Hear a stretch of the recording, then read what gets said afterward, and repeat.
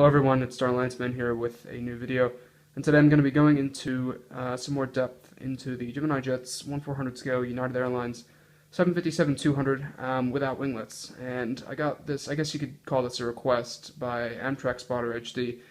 Good channel, by the way, go check him out. He's growing on YouTube pretty quick, and yeah, he makes some nice content, so go follow him.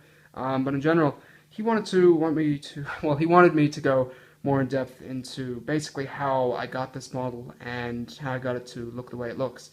Before I get started, I just want to say that United's fleet of 757-200s, I don't know the exact number of them that don't have winglets, but there is a certain amount of them that don't have winglets, and it is sort of realistic to have a United 752 that doesn't have winglets in your airport, just because there is, some kind of chance that United probably will operate them, like, especially in domestic destinations, like, a flight from, say, San Francisco to Orlando, or, like, Denver to Orlando, or, like, something with a 752, without winglets. It's probably going to happen.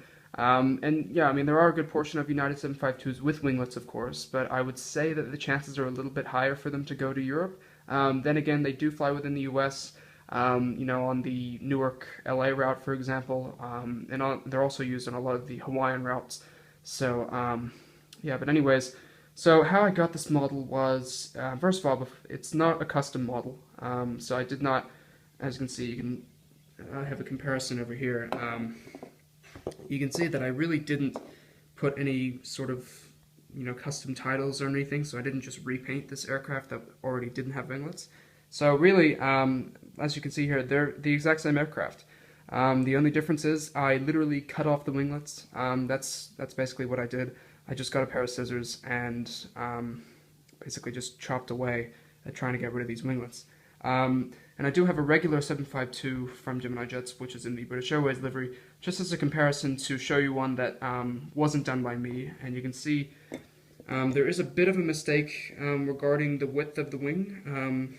And you can see that I did go a little bit far on that right wing, and you can see here, as I go into a little bit more detail, that that is a little bit it doesn't look very nice. And look, it's not going to be exact if you do decide to do this. I mean, for example, you can see here, it's got the navigation lights on both wings, and it just looks a lot more, clean compared to just literally chopping off the winglets of this aircraft.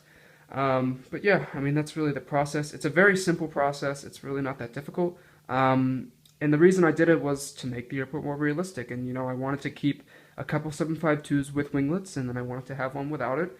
And, yeah, I mean, I just think it's a pretty good idea, in my opinion. I mean, I'm not sure if you guys want to do it. I mean, you could probably do this with your Delta 752 as well if you wanted to. But yeah, I mean, it's not really that difficult to do, and yeah, I mean, it's just this left wing that looks a little bit, out of shape, but regarding the length of it, you can't really tell if you look like from above. It's not really going to look like that damaging. I mean, it's not even a real aircraft anyway by Gemini Jets, so it's still going to be, you could call it a custom model, but yeah, I mean, in my opinion, I think it's a pretty good idea, and Amtrak Spotter HD just wanted to know how I got there, so thanks very much for watching, everybody. And then, yeah, if you were wondering how I got this model before, I have been asked this question before, actually, a couple of times.